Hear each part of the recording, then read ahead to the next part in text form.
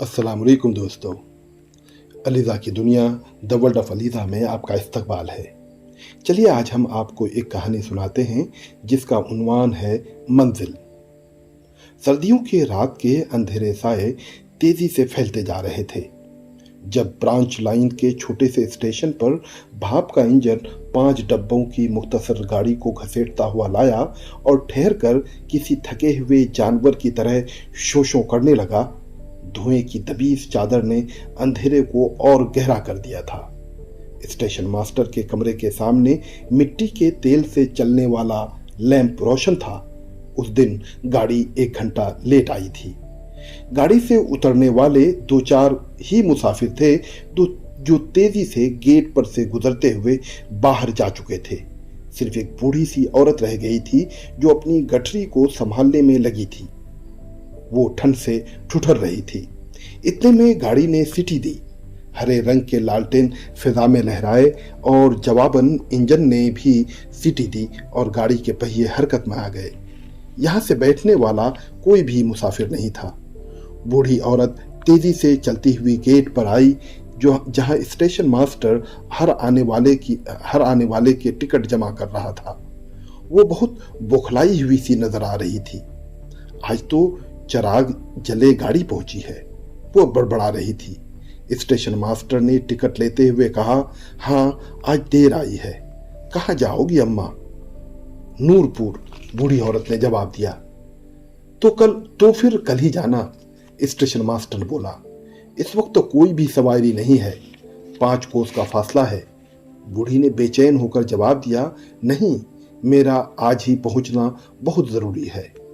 Station master ने समझाने की कोशिश की, अरे माँ, रास्ते में 1 कोस का जंगल पड़ता है और सुना है जब्बार भी आजकल इधर ही देखा गया है। जब्बार उस इलाके का मशहूर डाकू था। बूढ़ी कांप सी गई मगर वो आगे बढ़ती रही। वहीं अंधेरे में शायद कोई बैलगाड़ी खड़ी थी। गाड़ी बांध शायद बीड़ी पी रहा था। बीड़ी का जलता हुआ सिरा जुगनू की तरह चमक रहा था। शुक्र है खुदा का, वो बड़बड़ाई और गाड़ी बांध से बोली, बेटा मुझे नूरपुर जाना है। अगर तुम उधर ही जा रहे हो तो मुझे भी अपने साथ ले चलो। गाड़ी बांध की भारी आवाज सुनाई दी। वो गाड़ी में बैठ गई और गाड़ी चल पड़ी। जब जरा इत्मीनान का सांस लिया तो देखा कि वो रब्बा था, छत वाली गाड़ी जिसमें एक लालटेन भी लटक रही थी। लालटेन की रोशनी में उसने देखा कि गाड़ीबान नौजवान था, गठीले जिस्म वाला। चेहरे पर बड़ी बड़ी मूछें थी, न जाने किस गांव का होगा। वो आराम से बैठी और बोली, गाड़ी देर से आई। अंधेरा फैल गया। ये सोचकर दिल धड़क रहा था कि गांव कैसे पहुंचूंगी। मगर बेटा, सुना है खुदा की मदद हर जगह पहुंच जाती है। अब देख ले, उसने तुझे ही फरिश्ता बनाकर मेरी मदद के लिए भेज दिया। गाड़ी बान ने चौंक कर बूढ़ी की तरफ मुड़कर देखा और देखता रहा एकटक। मगर बेटा, ऐसी ठंडी रात में तू बस एक कुर्ता पहने है। अगर तेरा ब्याह नहीं हुआ तो क्या तेरी माँ नहीं है? उसने तुझे कुर्ते में कैसे आने दिया? बीमार न पड़ जाएगा? मेरे पास ये चादर है, ये ले ले। और उसने चादर गाड़ीबान के कांधों पर डाल दी। गाड़ीबान ने फिर उसकी तरफ मुड़कर देखा। अंधेरी रात, 1 कोस का जंगल, एक अकेली बूढ़ी बहुत डर रही थी। बस खुदा पर भरोसा करके चल पड़ी। करती भी क्या बेचारी। 2 दिन के बाद उसकी बेटी की बारात आ रही थी। चांदी का कुछ जेवर तो होना ही चाहिए था, मगर उस बेवा के पास पैसे कहाँ थे। शहर में रिश्ते की एक बहन रहती थी, बस उससे रुपया उधार लिया और जेवर लाई। कोई बेटा होता तो मुझे इस बुढ़ापे में क्या इस तरह जाने देता? जाना तो मुझे ही था। पूरे 100 के जेवर हैं। जमींदार साहब भी इस गाड़ी से आने वाले थे। वो भी बेटी का जहेज खरीदने गए थे। मुझे पता चला कि उन्होंने 5000 का जहेज लिया है, मगर वो नहीं आए। देर हो गई होगी खरीदारी करते करते। मैं अकेली रह गई और ऊपर वाले का एहसान है कि तू मिल गया। और स्टेशन मास्टर कह रहा था कि जब्बार भी आसपास देखा गया है। बेटा, मैं बहुत डरी हुई हूँ, जरा ये जेवर अपने पास रख ले, नूरपुर पहुंचकर मुझे दे देना। उसने जेवर की पोटली गाड़ीबान को पकड़ा दी और गाड़ीबान ने उसकी तरफ मुड़कर देखा और देखता रहा। अब मैं आराम से बैठ सकूंगी। बेटा, तुझे डर तो नहीं लगता ना जब्बार से? सुना है बड़ा जालिम है वो, जगह जगह डाके डालता फिरता है, मुसाफिरों को लूट लेता है, लोग उसे बददुआएं देते हैं, कोसते हैं। बेटा, लूटी हुई दौलत से कभी भला नहीं होता, दिलों को दुखाना बहुत बड़ा गुनाह है।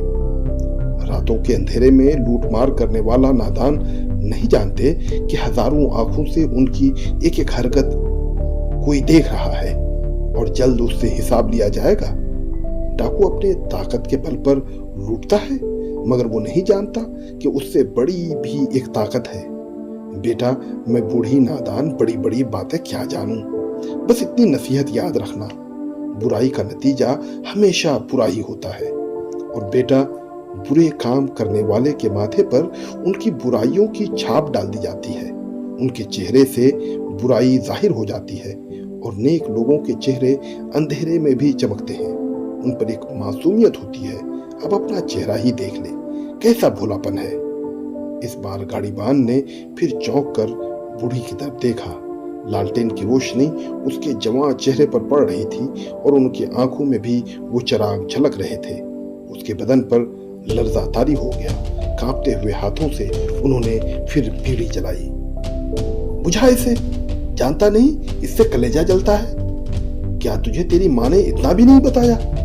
गाड़ीबान ने सर हिलाकर बीड़ी बुझा दी। बेटा, बड़ों का काम अच्छी बातें बताना ही तो होता है, धुएं से कलेजा जलता है। अच्छे लोगों को बुरी आदतों से दूर ही रहना चाहिए। उफ, मेरी भी मत मारी गई है। न जाने किस वक्त तू घर से चला होगा, भूखा भी तो होगा। मेरे पास रोटी है, थोड़ा सा गुड़ और आम का अचार है, ये ले। अरे लेना, तेरी माँ होती तो तुझे भूखा रहने देती क्या? मार मार कर खिलाती।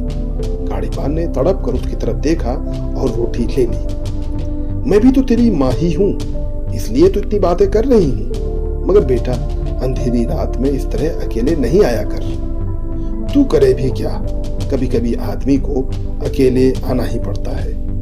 मुझी को देख ले, अकेली आ रही हूँ, अपना कोई भी नहीं है, बस एक बेटी है, उसका ब्याह हो जाएगा। अकेलों का तो ऊपर वाला ही होता है। आदमी ये मोटी सी बात समझता नहीं। एक दूसरे को अकेला बेसहारा समझकर एक दूसरे को लूटता है, एक दूसरे का गला काटता है। हाँ, नीले आसमान वाले की हजारों आंखों के सामने है न पागलपन की बात। तो खुद ही सोच, अगर कोई चोर सिपाही के सामने चोरी करे तो वो पागल ही तो कहलाएगा। वो जानता नहीं कि पकड़ा जाएगा। गाड़ीबान ने इस बार कंखियों से मुड़कर देखा और भागकर जाएगा कहां? अंधेरों और उजालों के बादशाह से कहां तक बचेगा? क्या मिलता है इस लूटमार से? उससे कब किसी का भला हुआ है? आप जब्बार ही को ले लो, अंधेरों का ही शेर है और अंधेरे में ही लिपटा रहता है। उजालों में उसके लिए कोई जगह नहीं, छुपा फिरता है बेचारा। सरकार ने 500 का इनाम रखा है उसे पकड़वाने वालों के लिए। आखिर ये भी कोई जीना है? बिला वजह गुनाहों का बोझ अपने सर पर लिए फिरता चला जा रहा है। क्या लूट मार के बगैर गुजारा नहीं हो सकता? क्या जरूरी है कि दूसरे के हाथ से छीने हुए निवाले ही से पेट भरा जाए? चोरी चकारी के माल में न बरकत है न दिल को सुकून है। आदमी को मेहनत से रोजी कमाना चाहिए।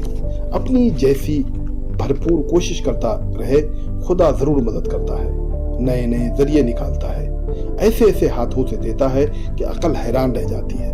बेटा, तूने मुझे इस वक्त सहारा दिया है, तेरा मुझ पर बड़ा एहसान है। मैं एक गरीब बेवा हूँ और 2 दिन बाद बारात आएगी मेरी बेटी की, और मेरे पास कुछ भी नहीं सिवाय इन गहनों के। मैं तुझे कुछ दे तो नहीं सकती सिवाय एक नसीहत के।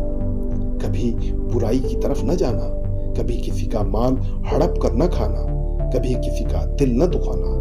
सच्ची खुशी चाहिए तो दूसरों के घावों पर मरहम रखना।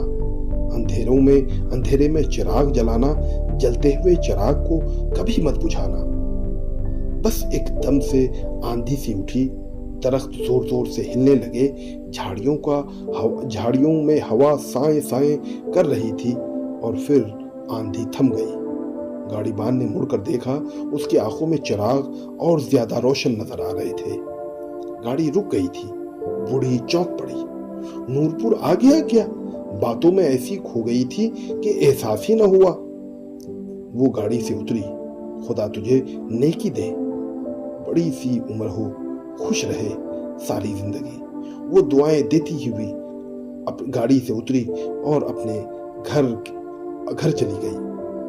गाड़ीबान देर तक उसकी तरफ देखता रहा। उसकी दोनों आंखों में सैलाब आ गया था। बूढ़ी औरत जब घर पहुंची तो चौंक पड़ी।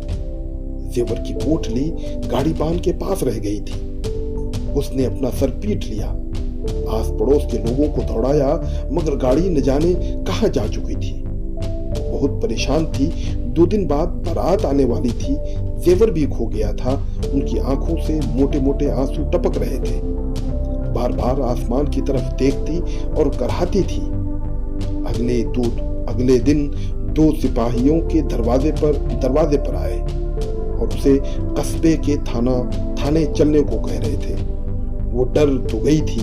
नूरपुर में हर तरफ यही बात का चर्चा था कि बूढ़ी औरत को थाने में बुलाया गया है। न जाने क्या माजरा है। थाने में दाखिल होते ही वो चौंक पड़ी। रात वाला गाड़ीबान थानेदार के कमरे में फर्श पर बैठा मुस्कुरा रहा था। मगर ये क्या? उसके हाथों में तो हथकड़ियां थी। थानेदार ने कहा, सुनो मां, ये जब्बार है, जब्बार डाकू। रात तुम इसकी गाड़ी में ये पोटली भूल गई थी। ये पोटली लेकर यहाँ आया है और खुद को इसी शर्त पर पुलिस के हवाले कर दिया है कि 500 का इनाम तुम्हें दिया जाए। ये लो अपना इनाम। और बूढ़ी ने देखा, डाकू की आंखों में उस वक्त भी चिराग रोशन थे। वो आंखें जो अंधेरों में पली बढ़ी थीं, मगर अब उनमें उजालों के तूफान उमड़ रहे थे। उन आंखों में बेपनाह खुशी थी, सुकून था और इंसानियत की चमक थी। अब बूढ़ी की बातों ने डाकू के अंदर का हैवान मार दिया था। डाकू को बस यूं ही राह चलते मंजिल मिल गई थी। हाँ, वो मंजिल जिसको उजालों की मंजिल कहा जाता है।